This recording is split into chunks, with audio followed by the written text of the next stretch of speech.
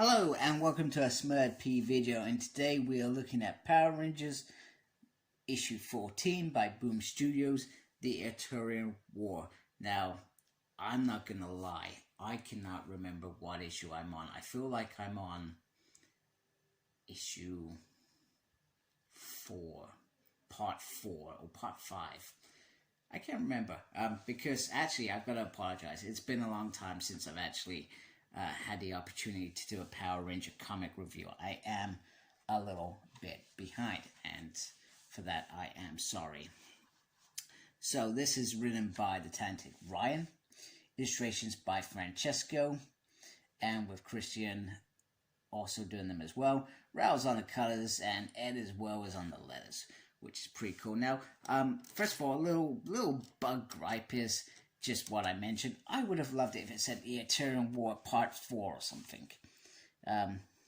Because there is no distinction when I'm reading these individual issues. And you got to remember, you're reading two different comics.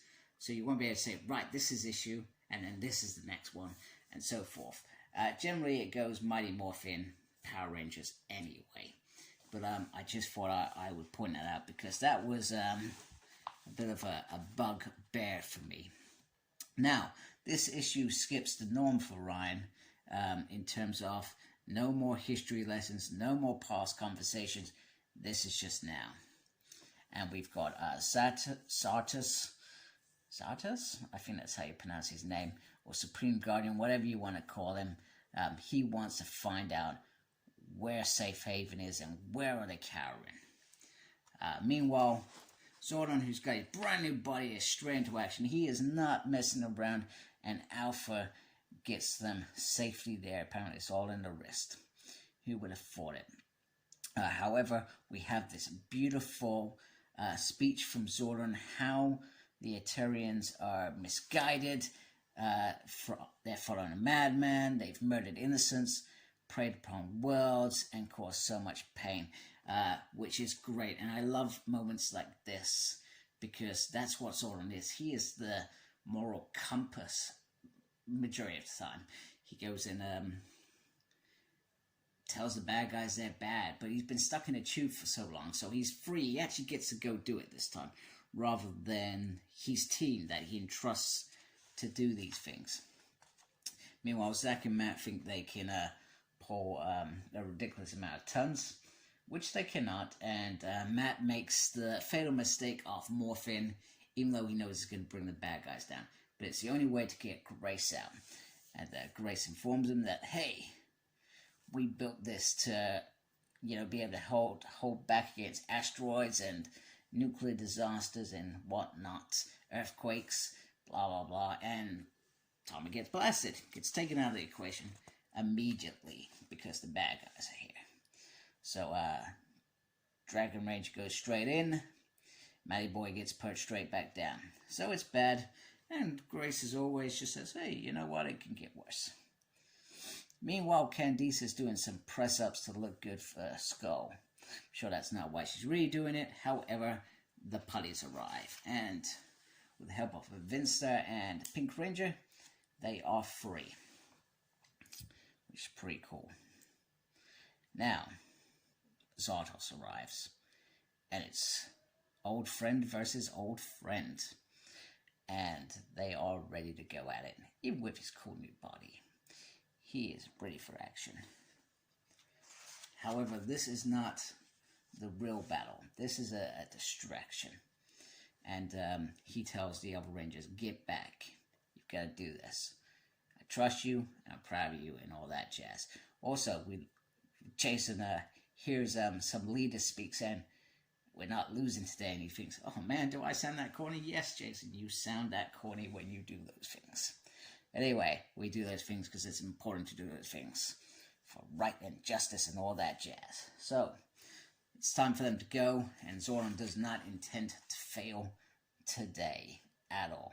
He intends to hold them off and take out the ship. Meanwhile, back on Earth, the Rangers are, well, they're getting their butts kicked, let's be honest. And you know what? I love this bit because Grace says, you know what? These kids are braver than you and I ever be. So, I'm not going to hand over this to a bunch of spineless henchmen, which is cool. I like that. And she says she would gladly die for them, which is what Grace has been about. She makes these hard decisions that you don't understand, but she does it for the right reasons. It's about protecting Earth. And sometimes protecting Earth means not agreeing with Zordon or the Rangers and protect themselves. Anyway, it doesn't matter because the cavalry has arrived, as we thought it perhaps would. We've got Golda, we've got Candice, we've got we got Squat shouting out, power up, and getting all excited and stuff, which is fantastic. All it needs is Spoken Skull in there, and it would have been like the best ever entrance.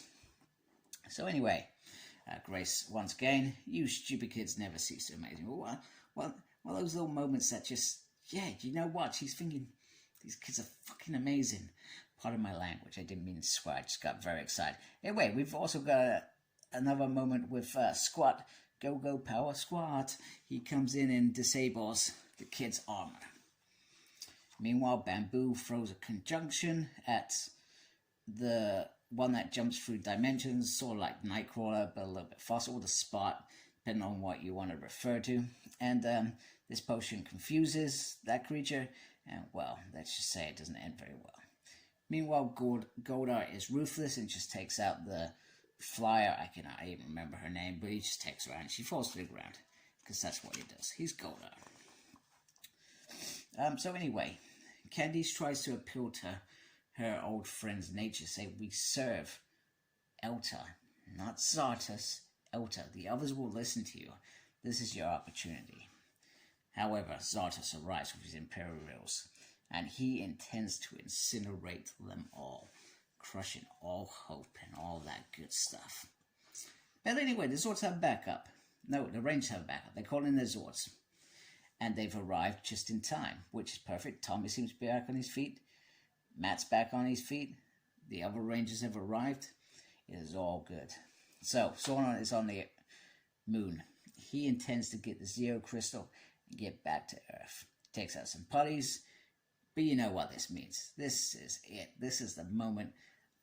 It had to happen. It had to happen. He is facing his oldest friend, his mentor, Zorfran. I can't even pronounce his real name. It's Lord Zed, obviously. To be continued. What an end. He says he's waited his entire life for this moment. So this is a brilliant issue.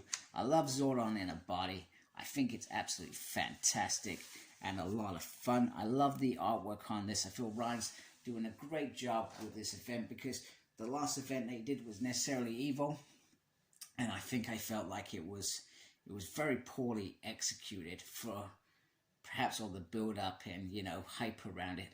And I know he was just trying to build on it to set up this next bit, I suspect, but it just didn't feel right. I just didn't feel like it had what this has. This is just constant. Just as you think it's getting better, it gets worse, and it's just constant, and I love it. And Ron's doing a fantastic job, and I enjoyed reading this. I'm probably a bit annoyed at myself for not reading this sooner. I hope you like my video as well, and if you do, please subscribe to my channel. I really appreciate that. Thank you to those that already do. You know, you guys are the bomb. And make sure you look after yourself. Embrace the geekiness. And it is important to look after yourself. Take care. Goodbye, folks.